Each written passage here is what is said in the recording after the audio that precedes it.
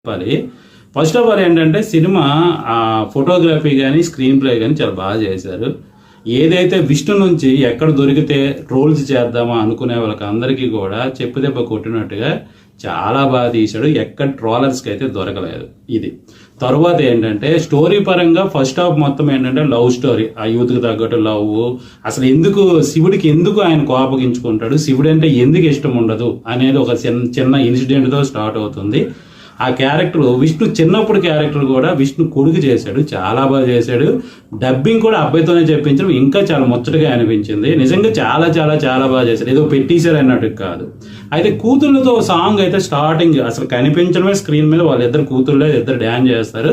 So ఆ song లో ఒక అమ్మాయి ఎక్స్ప్రెషన్ అయితే బాగుంది, కానీ ఇంకొక అమ్మాయి ఓకే పర్లేదు, కానీ వాళ్ళిద్దరే నాకేమో అంత గొప్పగా అనిపించలేదు. కానీ విష్ణు కొడుకు మాత్రం నాకు చాలా బాగా చేశాడని అనిపించింది. ఫ్యూచర్లో విష్ణు పేరు కాదు మోహన్ బాబు గారి పేరే నిలబెడతాడేమో అని అనిపిస్తుంది. అంత ఇది అప్పుడు అంటే తెలంగాణ 3 సంవత్సరాలకి ఎంత బాగా చేశాడని పెద్ద థింగ్ చాలా బాగా చేస్తాడనేది అనిపించింది. 3, 4, 5 లోపే ఉంటాడు మేబీ. సో అదొకటి నాకు ఎస్సెట్ బాగా అనిపించింది. హీరోయిన్ మాత్రం చాలా బాగుంది, చాలా క్యూట్గా ఉంది.